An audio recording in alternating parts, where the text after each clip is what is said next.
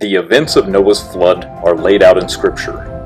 Though different theories exist on exactly how the event occurred, the problem I see is that the theories are so busy competing with one another that they lack the ability to see how well they work in conjunction with one another. In this video, you will see a conglomeration of many models which together all take care of the potential issues that critics might bring forward. The story of Noah's flood exists around the world. Cultures and people everywhere have told stories of it. But rather than just use that as evidence, let's use physical evidence instead. Here's the question: when did the supercontinent known as Pangaea break to form the continents that we see today? What initially happened was the moon circling the Earth was pulling constantly at the Earth's crust, as it does today. However, before the flood occurred, the waters under the surface of the crust were building up in pressure because of this magnetic pull. Unable to withstand, the fountains of the great deep broke forth. When the mid-Atlantic ridge broke open, the new continents formed their own breakaway plates, which sank as the waters rushed out. This lowered the already minimal mountains that were on the Pangaea continent. According to Genesis, the Garden of Eden was a lush paradise, one for eternal life, worldwide vegetarianism, and complete harmony with our Creator, mankind, and the beasts of the field. There was no bloodshed, disease, or even death. Neither plants nor trees even had thorns or thistles. Man was created to live forever.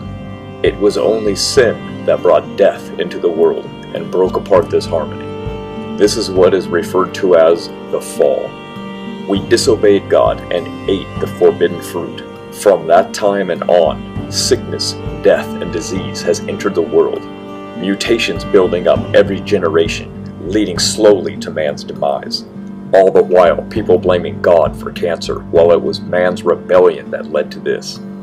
The universe and Earth itself began to decay, and within just 2,000 years after the fall of man, humanity had turned so corrupt and so wicked that God sent the flood as a judgment against us, for God saw that the wickedness of man was great, and that every imagination of the thoughts of his heart was only evil continuously. And God said to Noah, "The end of all flesh has come before me, for the earth is filled with violence through them, and behold, I will destroy them with the earth." God instructed Noah to make an ark, a word that means box or chest, to specific dimensions, materials, and construction. And Noah did according to all that the Lord commanded him. And Noah and his family entered the ark, along with 2 of every kind of land animal. And then, in the 600th year of Noah's life, in the 2nd month and the 17th day of the month, the fountains of the great deep broke forth, and the windows of heaven were opened. These 2 events occurring began the first day of a series of events that changed the history of Earth and mankind itself.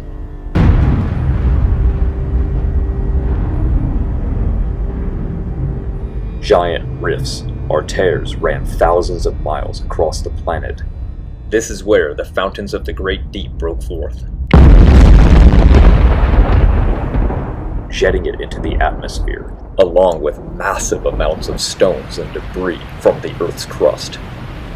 All of these things would have been bombarding the canopy that surrounded the Earth, reflecting them back into the Earth's surface, causing even more destruction and turmoil, until eventually one of the projectiles would be strong enough to fracture and break apart the firmament.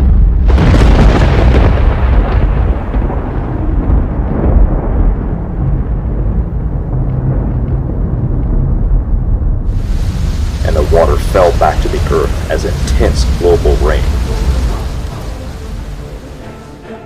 The moon itself bears witness of this, as the moon does not rotate, yet what faces us shows clear evidence of bombardment from the very projectiles shot out from the Earth during the flood.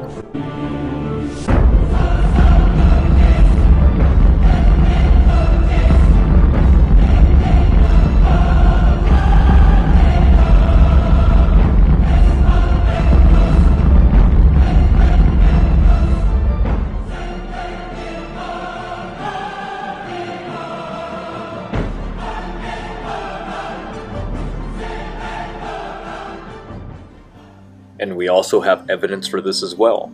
Ask yourself, where was Earth's oldest rock found? That's right, it was found on the moon during the Apollo mission. The evidence that the global flood brought on the Ice Age is abundant. One such example is rapid freezing.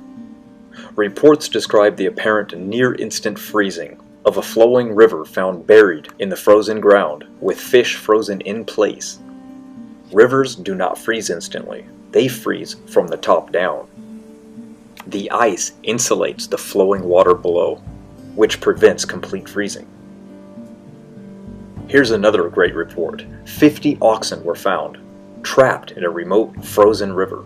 They were found attempting to cross when the river froze instantly. It froze them in place, alive, and they were unable to escape. How could a river freeze so quickly that a large, powerful animal could not exit in time? An entire herd of them. And what were they running from? Other findings in the Arctic also indicate rapid freezing. You see, it was a lush, temperate region, not a frozen wasteland from an ice age that was lasting thousands of years. The evidence for this is everywhere. Barren Axel Heiberg Island and Ellesmere Islands have been discovered to harbor a vast array of temperate animals and vegetation, which are now buried under the snow. Note that some animals recovered are burrowing animals that could not dig into rock-hard permafrost. Others are cold-blooded. Large trees were also found. Even more recently, giant camels have been found up in the north as well.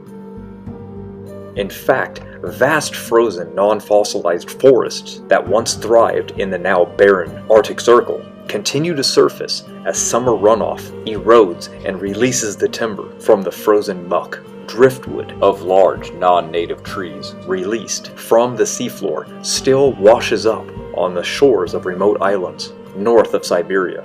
Northward flowing rivers erode the muck below and see driftwood collect along their shores as it is carried out to sea.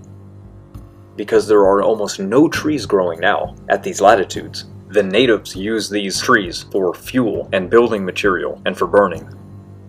Oil drilling in northern Alaska commonly penetrates what is described as a flattened, unfossilized forest under hundreds of feet of frozen muck. There is a glaring problem with this. The frozen trees are not native to the Arctic. These tree species only grow in comparative forest thousands of miles to the south, where it is tropical and warm, proving that this region was also tropical and warm before the flood hit. But the problem is more than just the cold temperatures. These trees need a certain amount of sunlight just to live. And these latitudes do not provide sunlight for these trees to ever have grown. Even if the temperatures were right, there is a reason that these trees show such barren landscapes. Trees do not do well there. The Antarctic also reveals similar evidence that the climate was much warmer. Large deposits of coal and oil indicate large forests and life lived there at one time. Dinosaur fossils also indicate warmer climate. Remember, these indications of rapid and permanent freezing of temperate to tropical flora and fauna are spread over 2 continents, and the type of flora recovered could never grow at the extreme latitudes they are found in. So simple climate change cannot account for what we observe. Therefore, any theory must explain how these plants grew and how they received the solar light from the sun to support them. The evolutionary theory fails 100% in this area. Only the global flood theory provides an answer to this. So, how did it get so cold so fast during the late summer? If the poles were warm, what happened? How did plants get sunlight? How did it stay cold for hundreds of years? The answer to the first question is cold hail. During the early stages of the flood, as the fountains of the Great Deep burst forth and shot water high above the atmosphere, some of the water laden with sediment soon froze as it radiated heat into supercold space. Above the atmosphere, temperatures are well below -150 degrees Fahrenheit. When the water reached this area, these frozen droplets were supercooled well below normal freezing and were transformed into muddy hail, which fell back down, blanketing vast areas in thick blankets of extremely cold hail. These warm climates were quickly transformed in hours. The dense sediments trapped in the hail caused it to sink to the bottom of any of the bodies of water on the earth. The heat from even flowing rivers were quickly absorbed by this super cold hail, and some rivers froze from the bottom up, trapping fish and crossing animals quickly frozen in place. So muddy hail can explain the extreme cold. Well, what about the woolly mammoth? We're told that these were Arctic creatures, evolved for the cold. Let's remove fact from fiction, shall we? The fiction is that they lived in the cold Arctic climate, and that's what they evolved for. What does their DNA show? That they're related to the Indian elephant. They say that they have a layer of fat for warmth, yet fat is only indicated from abundance of food supply. They don't have blubber. They have fat, like humans do, a subcutaneous layer of fat, and it goes up based on what we eat, not where we live. The mammoth so-called wool is nothing but hair, just like on an ape. Do apes live in the tropics, or do they live in the frozen tundra? The answer should be obvious. When a fluid expands, it cools greatly. Any remaining heat that was left over after the fountains of the great deep projected water into the upper atmosphere and turned it to ice would have been dumped into space, because space is the perfect heat sink. The great speeds at which the fountains flow mean that there would be little time for heat transfer with the atmosphere as it raced past. Even with some steam formation, Noah was located far away from the mid-Atlantic ridge anyway.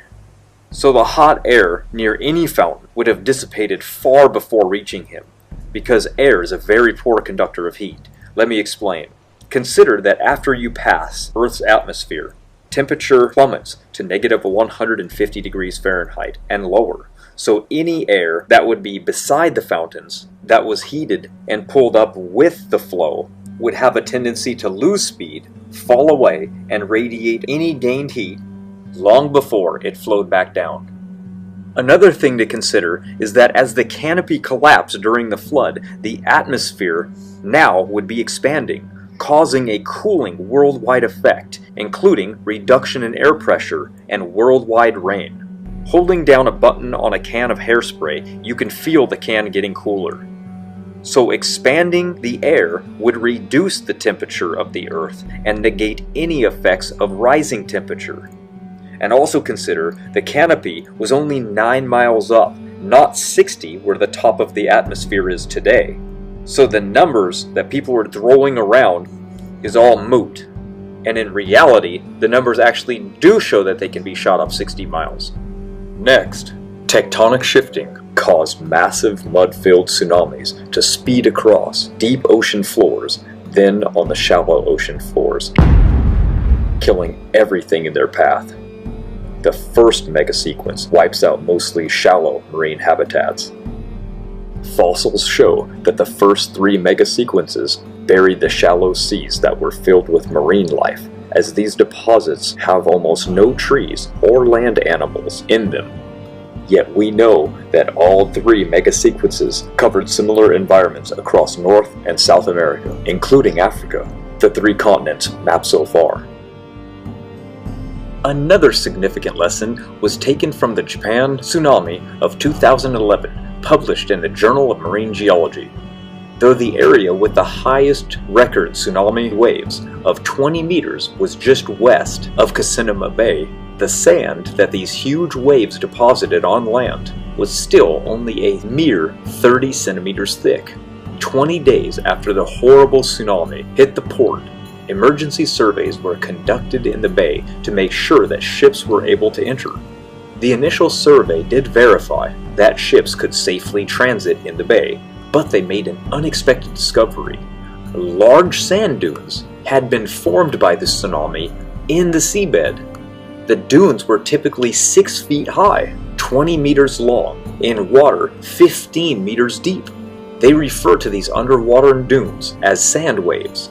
Old Earth geologists specifically argue that sand waves cannot form quickly, nor in fast currents. Therefore, they can get away with saying that sand waves found in the geologic column represents deep time. And that way they can exclude a watery catastrophe, especially on the scale of a global flood. We see multiple surprises. Not only did sand waves form fast, with a fast current, they formed in surprisingly deep water. So every assumption that evolutionists make is completely wrong with the observable evidence. So sand wave formation can be made during a global flood. So now, all these things that these evolutionists have said debunked the global flood are now confirmation of Noah's flood.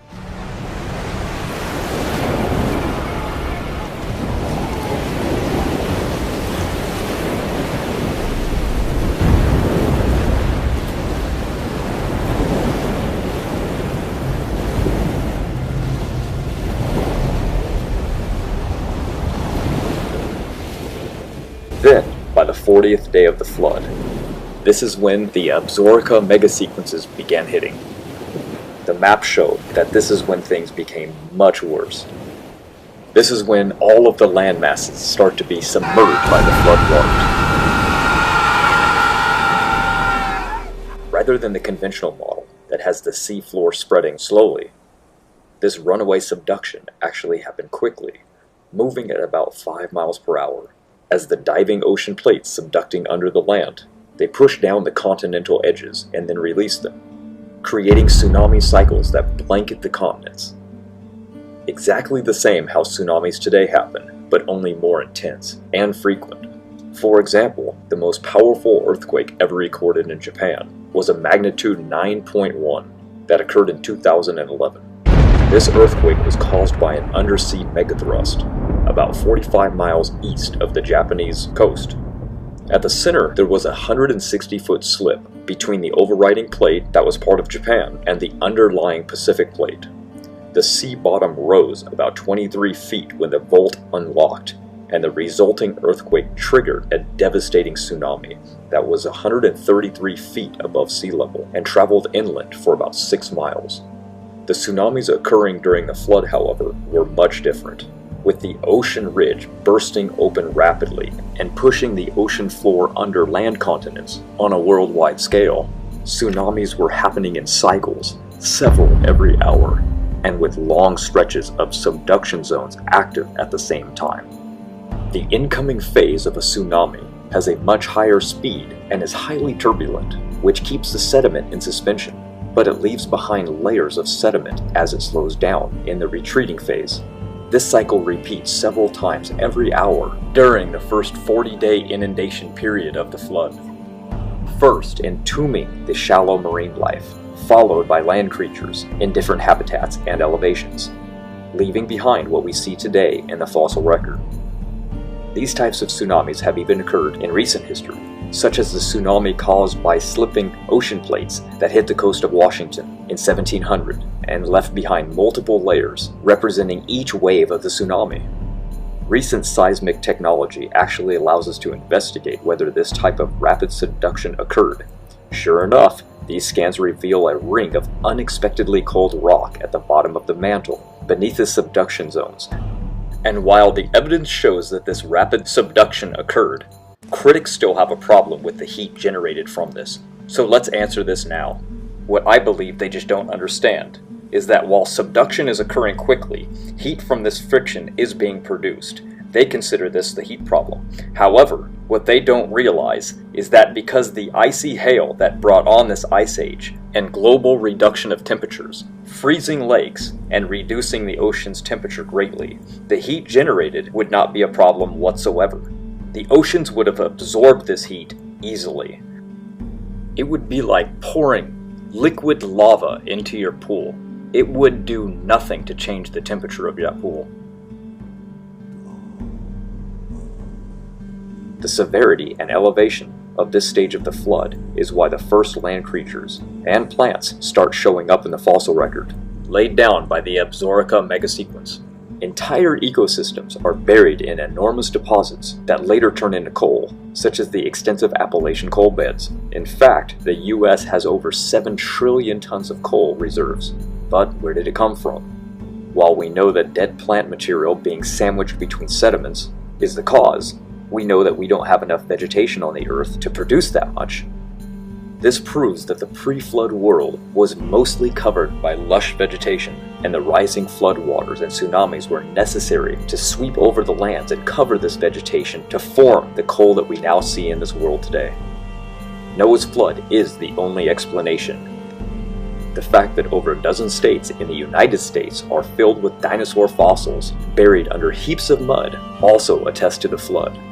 In fact, geologists have found a temporarily exposed dinosaur peninsula where the dinosaurs made their last stand, now buried there along with lake and sea life, transported by the massive waves that they could not outrun. The earlier flood deposits, the first 3 megasequences, do not seem to have deposited much material. Only a few hundred yards of sediment remain, and in many places, no deposition is left at all. Deposits thousands of feet thick occur east and west of this temporarily exposed peninsula that extends from Minnesota all the way down to New Mexico. Now buried across it are pre-flood wet plants and animals, including dinosaurs, turtles, frogs, fish, and many birds. Thousands of dinosaur trackways up and down this peninsula, plus similar temporarily exposed low areas of other continents, prove that dying dinosaurs and other hardy trackmakers were fighting for their life, wading through heavy mud and sediments and water that was rising to try and kill them. Another piece of evidence, we have what was called a dinosaur stampede of fossil footprints in Australia, presumed to have been made on land. The tracks were recently reinterpreted to have been made in water, with many of the tracks being made by swimming dinosaurs. The report came out in the January 8th Journal of Vertebrate Paleontology, documenting a fossil site in Western Australia, where many of the tracks are nothing more than scratch marks from what was obviously a dinosaur, being buoyed up by the water, clawing at the dirt as it swam along. This is one of many tracks found there and around the world. But all dinosaur tracks have water somewhat involved. Every single one of the dinosaur track sites were made in what best can be described as tidal flats. Jenny McGuire and Deborah Mickelson of Colorado University at Boulder presented a paper at the 2005 GSA documenting what appeared to be a trail of dinosaur tracks from a dinosaur walking and getting buoyed up by the water, more and more losing contact with the seafloor. However, the drawing that they depicted is not the reality of what happened whatsoever. This is more evolutionist storytelling and blatant lies to your face. The fossil footprints are in the middle of a series of rock layers. According to Steno's stratigraphic principles laid out in the 1600s and still adhered to today, it would be assumed that those layers were laid down horizontally. This wasn't some seashore. The principles of initial horizontality, strata either perpendicular to the horizon or inclined to the horizon, were at one time parallel to the horizon, and nobody disagrees with this. Therefore, these tracks were not made by some dinosaur walking into the sea, but rather the dinosaur was on flat ground in what is called a tidal flat. And as the dinosaur was happily walking along, the water came in and buoyed up the dinosaur until it lost contact with the ground. This is powerful evidence that Noah's flood was true, not some dinosaur as they portray walking into the sea, especially in light of the fact that other dinosaur tracks were found in that area that were not swimming, meaning they outran the floodwaters in that area, as where this one did not. There's more evidence for this in Glen Rose, Texas. The late Cretaceous rock of Glen Rose, Texas, famous today for its so-called human footprints with dinosaur tracks, that layer is acknowledged by the evolutionary community as a tidal flat, except that huge tidal flat covers a huge portion of North America. That layer has countless clam burrows from clams that were obviously buried alive catastrophically by mud. Dinosaurs walked in that mud, More layers were laid down during the tidal waves. Then the clams attempted to burrow their way out through those layers. The clams are found by the millions, possibly billions, all buried alive in the closed position, just a few layers above the dinosaur footprints. Now tell me, do you think that that was accomplished over millions of years, or a giant water catastrophe? The evidence is best explained, and I would dare say only explained, by Noah's flood. Then the massive Zuni megasequence hits. The Absaroka and Zuni megasequences are the most severe because the continental plates began to move more quickly from the original Pangaea-like supercontinent configuration to where they are today. With oceanic rifting and plate subduction increasing dramatically and the continents traveling apart quickly, the tsunami-like waves began washing across the western North America while virtually no sedimentation is occurring in the east. When coming up over the Dinosaur Peninsula, the Zuni catastrophically buried dinosaurs in the Morrison Formation, a 13-state area encompassing over 700,000 square miles.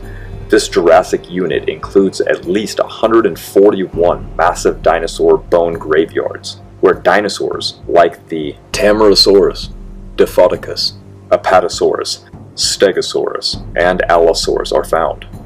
The Cretaceous layers like the Hill Creek Formation are found on top of the Jurassic and holds hundreds of mass boneyards, containing several different types of dinosaurs, such as the Tyrannosaurus rex, Triceratops, Centrosaurus, and Ammontosaurus, that had been living in different ecosystems, yet all buried by the Zuni megasequence.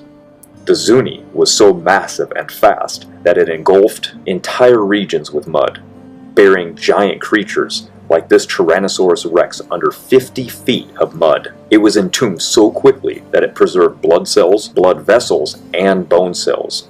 Ask yourself, how much water does it take to bury a living Tyrannosaurus rex under 50 feet of mud? The Dinosaur National Monument in Utah contains thousands of visible bones from 11 kinds of dinosaurs that were buried in a jumbled mass in the Morrison Formation, together with crocodiles, turtles, frogs, clams, and lizards. Again, ask yourself what type of event would cause different land animals with millions of clams all to be buried in the same area. When the Dinosaur Peninsula floods over completely, large herds of dinosaurs are entombed in massive fossil graveyards in the Upper Cretaceous system found in northern Wyoming, Montana, and Alberta, Canada. The dinosaurs had tried to escape by fleeing north as waters advanced from the south, explaining this massive graveyard in northern Montana that's over 1.2 miles long and contains 30 million fossil fragments, representing over 10,000 adult Maiasaur that were simultaneously buried. In this entire collection of bones, not a single baby was ever found. That's right, every single one of these 10,000 Maiasaura were between 9 and 23 feet long. This proves that the adult dinosaurs were fleeing for their lives and left their young behind. Just 170 miles northeast of this location is one of the largest dinosaur graveyards in the world, one that even secular scientists admit that was caused by a watery catastrophe. Thousands of centrosaurs that are buried in 14 mega bone beds over an entire square mile, which is nearly 500 football fields. The massive herd of these creatures, thousands of them, were simultaneously buried in mud by Noah's flood. Just 45 miles west from this location is yet another massive flood deposit, and this one even has 49 different species of dinosaurs in it, buried along with turtles, crocodiles, fish, flying reptiles, birds, and small mammals. What type of disaster could bury nearly 50 different species that would never be near each other, and many other types of animals, including marine life, all together in mass graves? These mass burial sites are common in the United States. For example, at this dinosaur dig site in Wyoming, where a 1 meter thick layer of mudstone stretches for 80 acres with over 1 million bones buried in a graded, sorted bed where big bones are found at the bottom and little bones are found on top.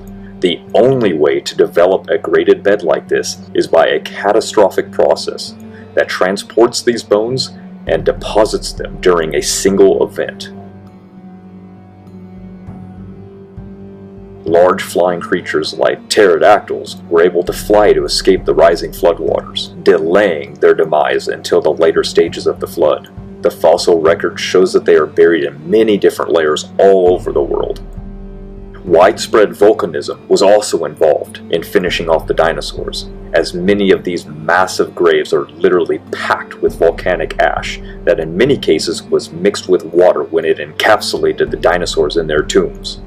One section of the Morrison Formation, called the Brushy Basin Member, spreads across 5 states and includes over 4,000 cubic miles of volcanic materials without a single volcano in the Morrison Formation. Geologists believe this material had to be carried all the way from volcanoes on the west coast, volcanoes that were created by the magma rising from the subducting ocean crusts plunging under the land. Today, these subduction zones form the Ring of Fire, responsible for over 90% of our earthquakes. The Bible records that on the 150th day of the flood, God made a wind to pass over the earth. The water started to recede. The fountains of the deep and the windows of heaven were stopped, and the rain from heaven was restrained. Now enters the final mega-sequence, the Tejas. Here, after the water peaked over the top of the highest mountains of the pre-flood world, they began to rush off the continents, eroding and reworking some of the deposits laid down in the previous mega-sequences, especially carving away at the Zuni deposits. This final sequence appears to be different than the others, because there was a reversal in flow direction as the waters began to sheet off of the continents. This flow reversal transported much of the fossils deposited earlier off the highest uplands, spreading them towards the edges of the continents, and the evidence points to the Tejas draining the flood waters southward, off of the US towards the Gulf of Mexico, with a sheet wash pattern all at once. This is why we find massive sand deposits in the deep water off the Gulf of Mexico. Billions of barrels of oil have been discovered there, with much of it found within a massive 1,100 foot thick bed of pure sand in over 7,000 feet of water over 200 miles offshore. In addition, plants swept off the pre-flood land formed massive coal beds, such as in the Powder River Basin of Wyoming and Montana. These Tejas layers contain the largest coal deposits in North America that currently supply over 40% of the coal in the United States. Some of these stacked coal beds are up to 200 feet thick, and areas that are over 60 miles long by 60 miles wide. The sheer volume of plant material required to form such a massive layer of coal testifies to catastrophic circumstances. The massive runoff that began with the Tejas may also explain the lack of human fossils in the rock record. Any residual human remains left buried and earlier deposits were totally destroyed by the erosive retreating floodwaters, in line with God's promise to wipe man from the face of the earth. Any residual remains were ground up and spread in all directions over great distances by the Tejas, lessening the likelihood of finding any human fossil remains. Because humans were impacted earlier on by the flood's violence, erosion in the Tejas sequence would have affected the strata beneath, wiping away even traces of human remains buried in earlier layers. This is also why we hardly find any primate fossils. They're extremely rare. Matter of fact, the first one to ever be found was in 2005, and it was just a few teeth. When God stopped the fountains of the Great Deep on day 150, the new ocean surface began cooling, allowing floodwaters to lower as they sheeted off the continents into the new ocean basins. Psalms 104 describes the mountains being raised at the end of the flood, and the waters draining down the valleys and off the new land surfaces. The seafloor rifting process and the resulting mountain forming process explains why sea creatures are found on mountaintops all over the world, high above current sea levels. For the remaining 220 days of the flood, the water recedes from the earth and it dries out, allowing time for the earth to be replenished, with vegetation for the animals to eat when they eventually come off the ark. This year-long catastrophe left behind a vast number of proofs that, quite frankly, make its occurrence obvious. First, we have the staggering volume of fossil-bearing sedimentary rocks around the world, over 1 mile thick on average, including billions of dead things buried in rock layers laid down by water all over the earth. And the sediment that they are found in lies above sea level. What sort of water process could place so much sediment above sea level, on top of the land surfaces? Another clue is the vast horizontal extent of individual sediment layers, with little or no erosional channeling between successive layers. What sort of transport and depositional process could conceivably generate such uniform layers over such vast horizontal distances? Many of these layered beds are separated by bedding planes on the scale of inches to feet, a feature so common that if you stop to think about how it happened, it's as if the sediment is being deposited in pulses in a repeating manner, with each pulse producing a thin layer commonly found around the world. The flood tsunamis provide this perfect explanation, and it happens so quickly. There was no time between the deposition layers for surviving critters to burrow into the ground and turn them over. This is known as bioturbation. This is another major problem for long-scale evolution. You see, when living creatures burrow into the ground, they leave behind evidence that they did this. Traces that we should be able to see. These geologic layers of supposed ecosystems should be filled with evidence of bioturbation. Yet the evidence is not there, proving that these layers are not even hundreds of years old, let alone millions. The matter of fact, there was not enough time between each layer forming for these burrowing creatures to perform this task. You see, if each layer was an ecosystem and represents thousands or millions of years, then the evidence of bioturbation would be everywhere worldwide. But since we see no evidence of burrowing creatures between these layers, this proves two things. It proves that these layers were not laid down slowly over long periods of time, and two, it proves that it was laid down quickly during the flood of Noah when tsunamis were striking rapidly, exactly like the new physical evidence shows. When we look close at the fossil record, we see layers containing mass fossil graveyards and mass burial of catastrophic proportions. Remember, the flood started in the ocean. This is why we see the fossil record laid out like it is, with bottom-dwelling ocean life on the bottom and higher land animals on top. This is why we also find fossilized trilobite trails in layers supposedly millions of years older than the actual trilobite that made the trail. Let that sink in for a moment.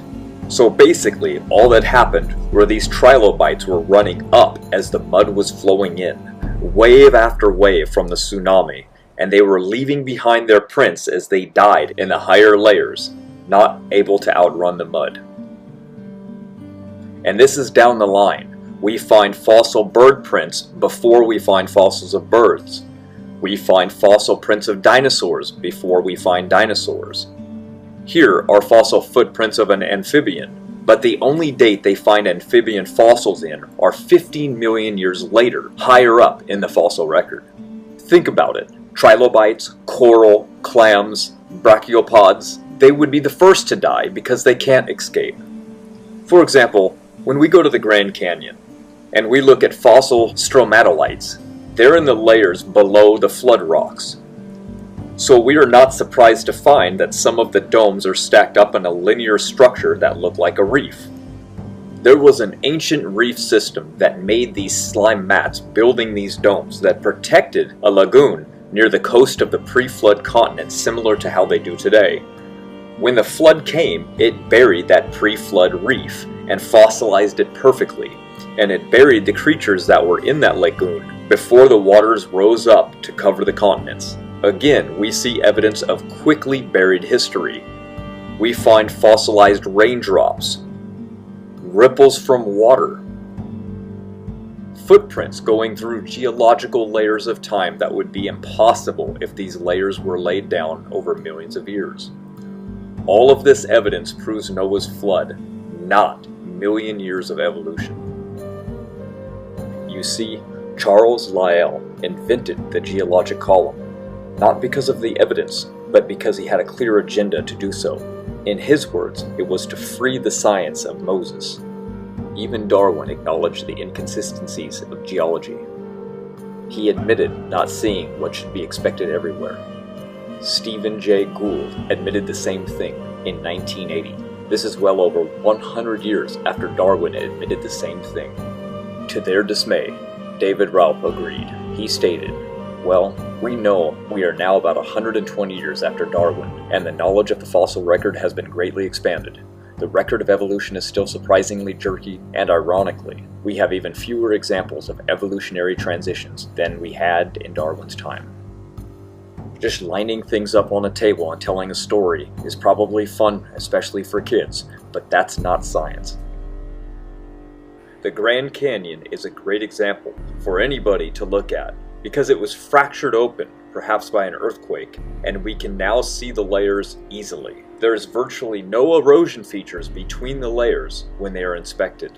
Also, you will notice layers have eroded flat. Flat is not how ecosystems exist. We find no fossils of death in pre-flood rock layers because no catastrophic event took place to preserve them. It's only when we get to the great unconformity that life is visible in the fossil record. We can see the flood layer when we look around the world. Here it is at the Grand Canyon. It is referred to as the Tapeats Sandstone. Here is a map where you can trace it across North America. So, what do the rock layers show? Ocean waters flooded over all the continents. Evidence for this is obvious in that there are marine fossils on the top of all mountains on Earth. There is widespread, rapidly deposited rock layers. These rock layers can be traced all the way across continents and between them. This is evidence of a worldwide global event, not random ecosystems buried over eons of time. Even museums today acknowledge that dinosaur graveyards, marine life, trees, and more were all buried quickly by a catastrophic water event. The fossil layers are 100% evidence of Noah's flood. Lake Titicaca rests at 12,500 feet above sea level today, and its fresh water have ocean aquatic life, such as seahorses alive in it today, which are only ever found in the ocean. So, this is more physical evidence, yet again, of remnants from the worldwide flood. We can test the age of a lake another way, using observable rates other than the assumption of slow continental uplift, by what we call residence time. That is, the time it takes for water to be flushed from the lake and replaced by new water. It's also called lake retention time. It is the measurement of the age of the water within the lake. For example, this figure is the result of dividing the lake volume by the flow in and out of the lake. It expresses the amount of time taken for a substance introduced into a lake flow and out of it again. In this case, salt. And for Lake Titicaca, the residence time is around 1,343 years. Not even close to millions of years that they assume and tell the public. The fact is, Lake Titicaca was raised from sea level during Noah's flood and was flooded with the ocean water during that time. The surrounding land attests to this, but more on that next. Evidence from this is that Lake Titicaca drains to the south along Altiplano tableland, spreading out over the Desaguadero and towards Lake Hoopoe, and from there into large salt flats, proving that Lake Titicaca was once ocean water, as these salt flats are the basin from which Lake Titicaca flows. If what I'm saying is true, that the flood waters pushed ocean water into Lake Titicaca, then its drainage of salt would be quite noticeable in the downstream of the current lake's outflow, which it is. It's all along the Altiplano to the south, where it is accumulated along the slightly sloping tableland, which drops 400 feet from Lake Titicaca. Although Altiplano and around Lake Hoopoe lies the Salar de Uyuni, where even more salt is found. The last 4,300 years since the flood, the lake has been draining and losing salt and exchanging it for fresh water from rain and new rivers flowing into it. leaving the lake today mostly fresh water. Salt content is nearly all gone, but yet some still remains, proving that the lake is young and not millions of years old. It's impossible. We creationists know that it was filled with seawater during the time of the flood, and pushed into its current position during the formation of the Andes because of two tests. One is of its drainage basins, which prove it was once completely saltwater. Two, it has saltwater flora and fauna in and around the lake, with millions of fossil seashells on its shores. As you should know, water always finds the lowest recesses of ground and eventually settles. This lake is in a deep pit, which the water settled in after the flood receded. It's the only explanation that fits the evidence we see. And we also have evidence of a 1,000-year-old temple beneath the waters of the Lake Titicaca. An international group of archaeologists say that there is evidence of a temple 200 meters long and 50 meters wide, along with signs of a paved road. What other event deposits ocean water and aquatic life at 12,500 feet above sea level? You see, only theory evolution has for this is that the land must have been lifted up from sea level very slowly over millions of years. But their rescuing device for this fails because this supposed continental uplift puts this occurrence before humans supposedly evolved. You see, the gradual process of plate tectonics is so slow for the ground to lift 12,500 feet from sea level, the numbers just don't add up. But wait, what about the seahorses? How can seahorses adapt so quickly to such a new environment right after the flood? The answer lies in their genes. They lack or lost many of the genes which would have caused them to die otherwise. This is why we don't see a lot more ocean life in that lake today. They were unable to adapt to the salt content changing to fresh water. Puma Punku is in Bolivia. It is a perfect example of an antediluvian structure that we can see today. At 13,000 feet elevation, it's a South American ruin that predates the Mayans. This massive structure, with its advanced stonework, was destroyed in a flood. First of all, for a flood to reach 13,000 feet elevation is pretty incredible. Next, for a flood to move these megaton blocks and bury them in over 8 feet of mud is even more astounding. As you can see, many blocks are still covered to this day. Who knows how much is hidden from sight. The flood was so powerful that it not only buried the city, but was able to break apart these stones, and some of them were moved, weighing 131 metric tons. Since no rivers flow into Lake Titicaca, which is the nearest water source to Puma Punku, the only explanation for the submerged ruins by scientists is that a major flood occurred that reached over 2 miles above sea level. Only a global flood could do this. So this site is unique on Earth because it proves two important things. Our antediluvian ancestors were advanced in building and technology, and that a global flood occurred. The gray stones that you're seeing in this picture are from 44 miles away. The weight of the huge foundation blocks, no one even knows.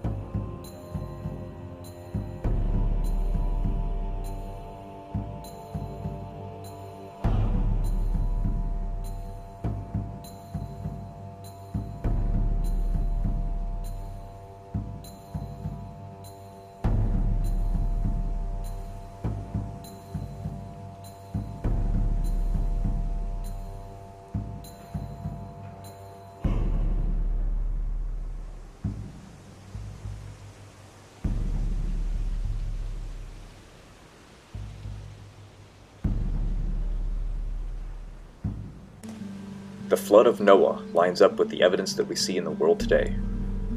Scientific investigation has revealed over 1,800 oil well boreholes from 4 different continents have all been compiled and mapped.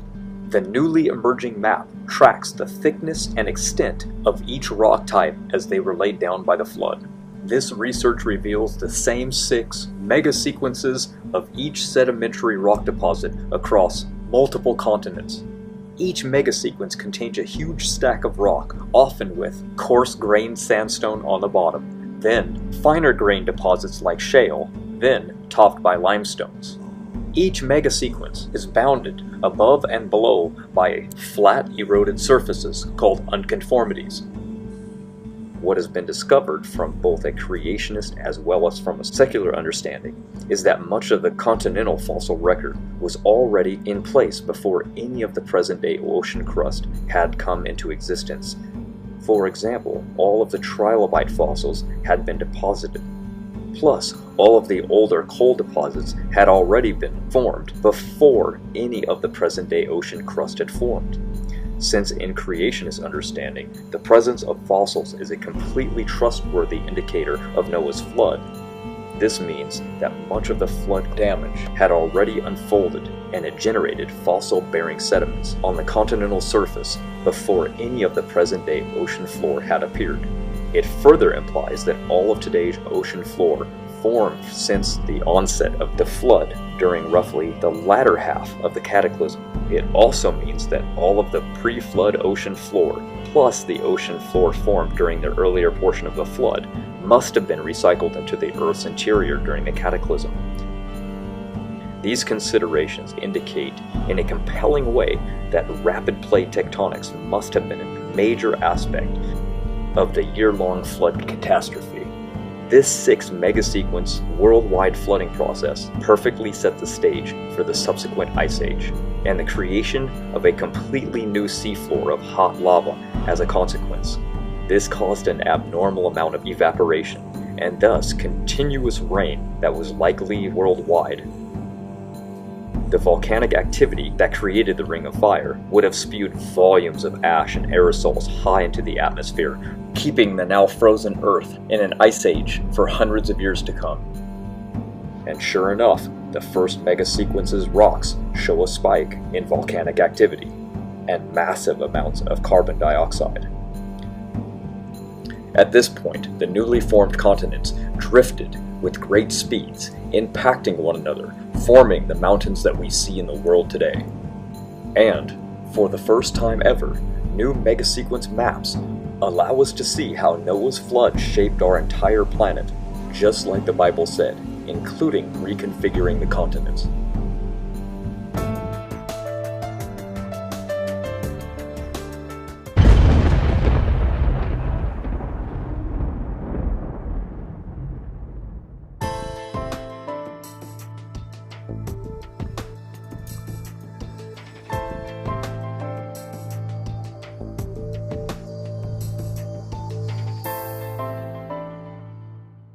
The ark came to rest on the mountains of Ararat on the 7th month of the 17th day of the month, and we now have evidence for this as well. We have discovered 2 amazing things. At the base of Mount Ararat, they discovered many dragstones. These gigantic stones are strewn about as though they were cut from the ship as the water receded. They are almost in a straight line pattern over 8 miles approaching the mountains. What these are for is counterbalance for a ship during huge waves. When they discovered these, they wanted to actually put this to the test and see that if a ship which weighed as much and was shaped like the Ark, would it withstand massive tidal waves. The results showed perfect results that line up exactly with what we would expect if Noah's Ark was true.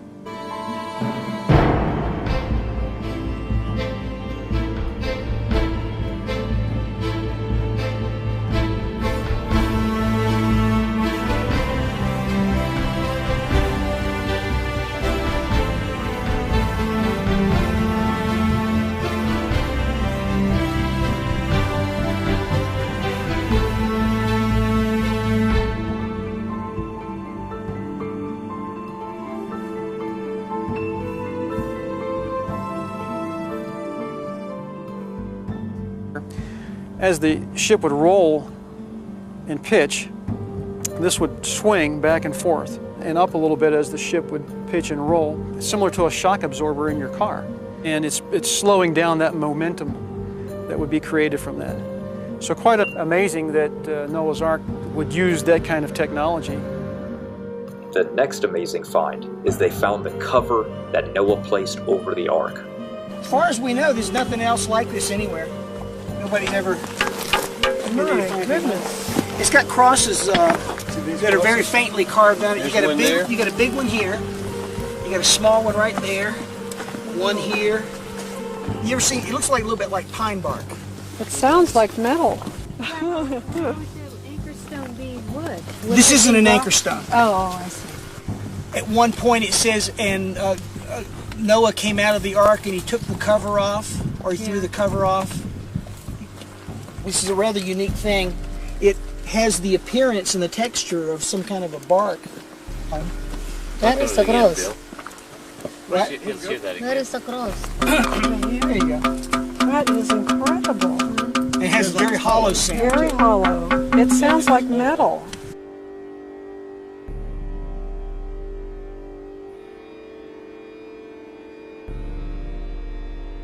Noah's flood represents the single most detailed event to ever take place in the Bible. The Apostle Peter and Jesus himself referred to the flood as an actual event.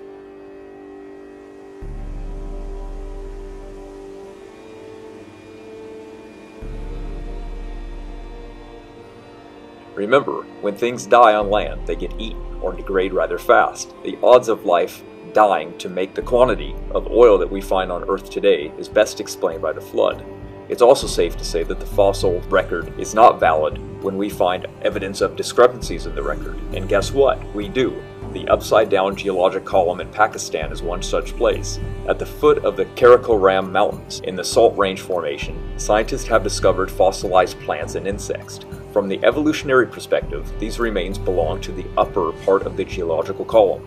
However, this formation lies beneath the Cambrian rock, which is dated back to over 400 million years. Discoveries such as these support the biblical version of the Earth's history, whereby the geological column is primarily a consequence of the global flood and its aftermath. It is no surprise that there is some order to the fossil record, such as sea creatures buried beneath land creatures, and mobile creatures such as birds near the top. But, since as the Salt Range Formation testifies, the ordered charts that adorn textbooks aren't always what they find in the field. Many results today have kicked evolution hard in the dirt. They have found complete stasis in the entire Pliocene era. We also know that the Ashley phosphate beds in North Carolina have found human bones and artifacts with dinosaurs together. Also remember that they also found modern-day birds dating back in the Cambrian rock layers which supposedly evolved from dinosaurs. It's a total mess. Also consider that many of the biggest dinosaurs, such as the long-necked sauropods like Brachiosaurus, Titanosaurus, and Apatosaurus, would have eaten colossal amounts of vegetation. So why do we not find such abundance of these plants in the rocks containing these dinosaur fossils? Take for example the Morrison Formation in Montana. Even though this formation had yielded many dinosaur fossils, they're very scarce in vegetation. This phenomenon of missing vegetation doesn't just apply to dinosaurs or their rock layers. The Coconino Sandstone in the Grand Canyon has many animal trackways, but it's almost devoid of plants. These rocks tell us something profound about Earth's history. They suggest that these deposits laid down are not ecosystems buried over eons of time. Otherwise, we'd find more evidence as plants that the animals ate. Instead, the evidence fits nicely with the biblical model of early Earth's history, whereas these animals were transported and buried catastrophically during Noah's flood. Geologists have assumed and say that calm weather conditions are required for these settling processes to occur to form mudstone. Therefore, whenever they encounter mud deposits, they interpret them as forming in tranquil water environments. However, recent research published in the prestigious Journal of Science has turned this argument on its head. The researchers showed that mud deposits form from rapidly flowing water.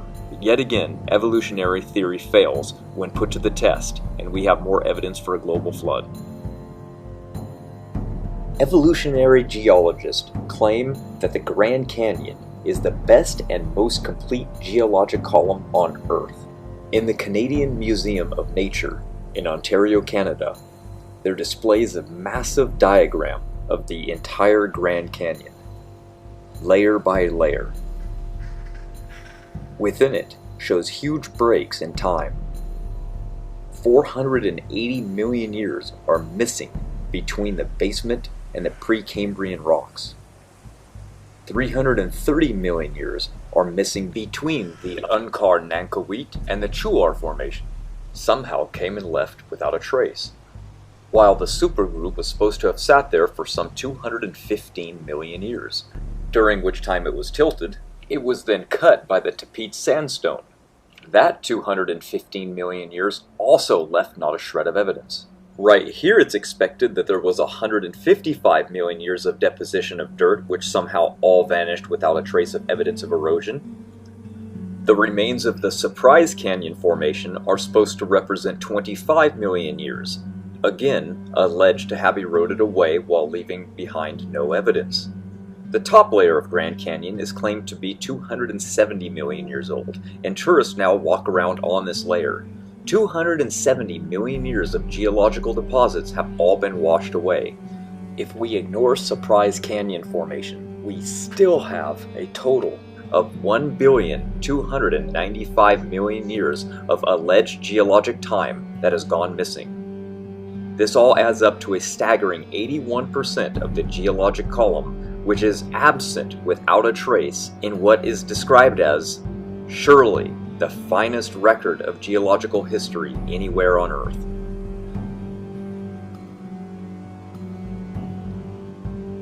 Rock layers were originally laid down horizontal, and in the case of the Grand Canyon supergroup, they were tilted. Then they were cut off by erosion, then more layers laid down on top of that, horizontally. The rock layers do not conform, as you can see in the picture. So they suggested, evolutionists, that millions of years of time between when the supergroup was cut and when the layers were deposited. But there is no evidence of this 215 million years. You can argue all you want, but where's the evidence?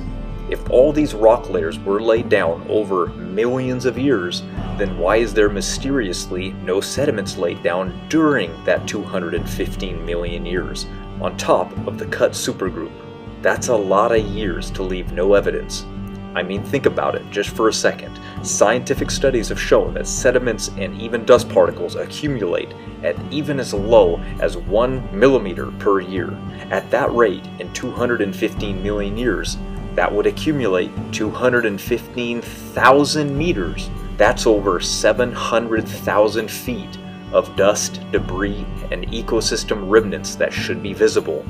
There is no accumulation of these sediments of the alleged 215 million years of time at the unconformity layer. It's not the sediments that are missing, it's the time that's missing. Those who argue in favor of deep time are arguing from an absence of evidence. This is the same problem which occurred with the moon. When they first went to the moon, they had expected to land in multiple feet of dust accumulation because they expected the moon to be very old according to their deep time belief. When they landed, there were only a few inches of dust, proving exactly the same thing we're looking at with the fossil record. Everything is young. The Earth, the moon, and so is the Grand Canyon. More problems. If you look at flow number 1 in the chart, called the Cordinus basalt, it was dated using rubidium strontium isochron at 1.07 billion years old. Well, the other lava flow on top of it, flow number 2 in the chart, they found Native American pottery from a tribe that lived in that region between 1,000 and 1,200 years ago. So they knew how old the lava was. But using the same dating method, the dates returned at 1.34 billion years old on lava that we know was only around 1,000 years old. Contrary to what mainstream science wants you to think and believe, the dating methods give vastly different answers on the exact same rocks tested. The Grand Canyon itself is far more of a depiction of Noah's flood than it is uniformitarianism millions of years. The Empire Mountain Thrust Fault, just south of Tucson, Arizona, has Permian rocks on top of Cretaceous. What's especially interesting here is that the Cretaceous limestone is actually marble.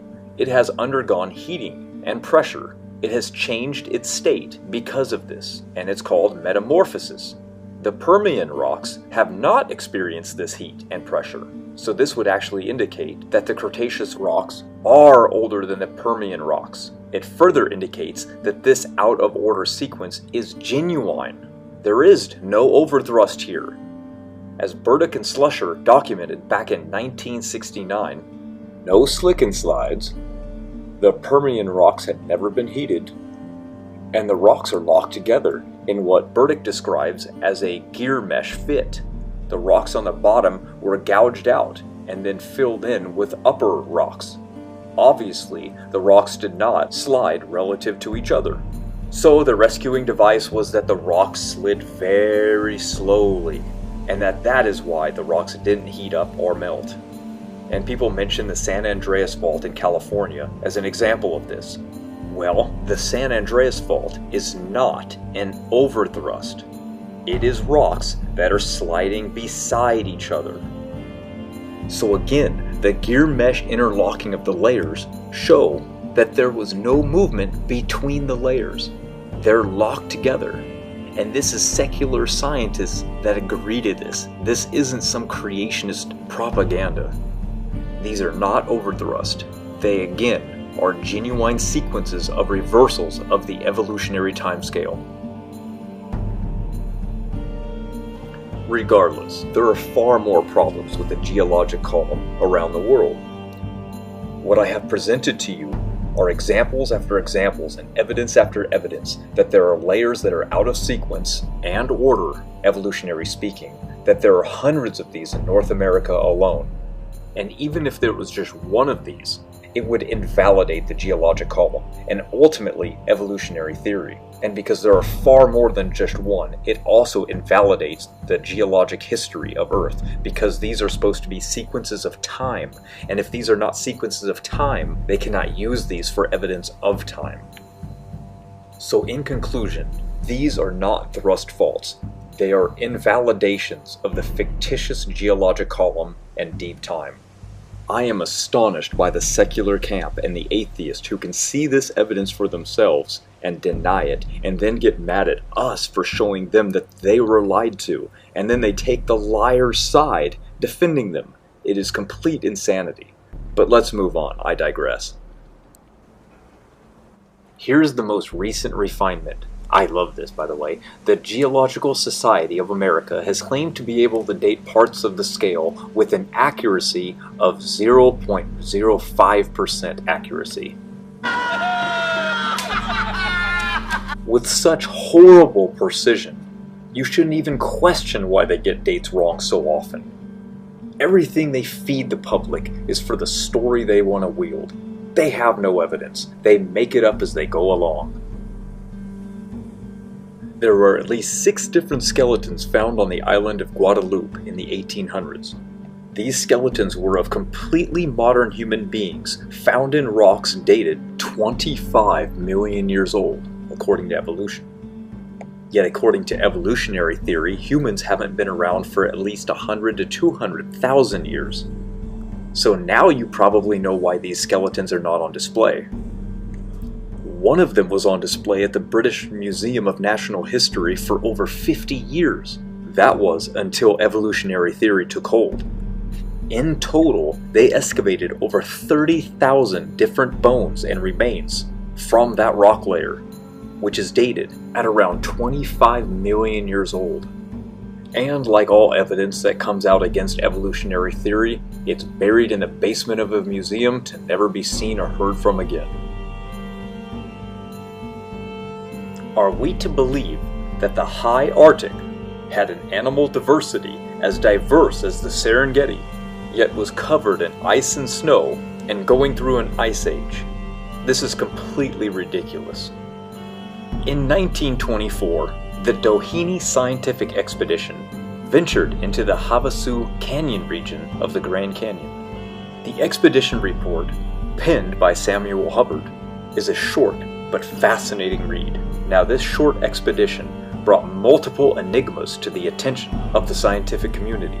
One discovery of fossil footprints was only briefly mentioned in the report, saying that Mr. Gilmore was at a loss to explain these carboniferous footprints. That Mr. Gilmore was Charles W. Gilmore, who gave more detail in the Smithsonian Miscellaneous Collections. Mr. Gilmore showed the footprints which bore a clear resemblance of horse footprints to the local Native Americans to see what they would say about them. The local Native Indians considered them to be the tracks of a band of wild horses. Now I want you to remember, Indians were natural trackers, and they could well identify any animal by its footprints, as their hunt depended on it. I would think they know what a horse footprint looked like, especially considering the fact that they owned and rode horses daily at this point. But the problem for evolutionism was that these footprints were out of place. They were in Permian rocks. The rocks were far too old, according to evolutionary theory. After all, many people still believe in the evolution of the horse. Although the sequence has been proven wrong years ago, it still appears in textbooks today, so I'm sure many listening still believe in this lie. But regardless, if you actually look at the charts, the first supposed ancestor of the horse supposedly had arisen 50 million years ago. But now, these fossil footprints in the Grand Canyon, identical to those of modern-day horses, were in rocks that had been dated by evolutionists pushing 300 million years. Not only does this totally debunk horse evolution, but it puts modern horse way down at the bottom of the geologic timescale. Mr. Gilmore did the only thing he could have done, which was attempt to explain away the footprints as not even fossil footprints, a desperate rescue device. He tried to say that they were just stains in the rock. But decades later, the famous E.D. McKee visited the footprints and called them footprints. He said it's ridiculous to not call them footprints, but he labeled them as an unidentified vertebrate animal, or just an animal with 4 legs. Native Americans specifically told them these are horse tracks and they belong to that animal. The answer was so glaringly obvious, but you see, evolutionary theory does not permit the glaringly obvious conclusion. Evolutionary theory is not science, it is anti-science, ruling out possibilities and discoveries before they are even made, and anything that is contradictory to it. These horse fossil footprints rule out the anti-science theology, which is evolutionism. So in closing, horses supposedly evolved around 50 to 60 million years ago, yet we find horse tracks deeper than we do dinosaur tracks in the geologic column in the Grand Canyon. But it gets better. The Doheny expedition also documented the fascinating petroglyph of what they even labeled as a dinosaur. Hubbard commented that the photograph of the dinosaur petroglyph had been shown to a scientist of report, who then remarked, "It is not a dinosaur. It is impossible because we know that dinosaurs were extinct 12 million years before man appeared on the earth." Gotta love how they know it's a fact, even though the very date that they quote in this is so far off by any evolutionist standard today. Now, they tell people they know that dinosaurs became extinct 65 million years ago.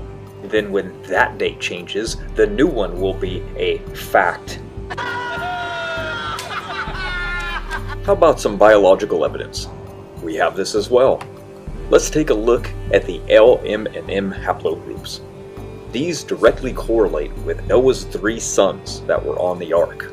You see, if evolution were true, we would have a plethora of different haplogroups in the diversity of humans today, not just 3.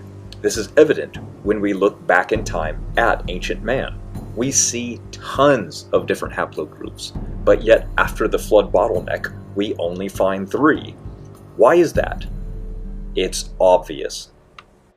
all humans today derive from the 3 sons of Noah, and genetics proves it today.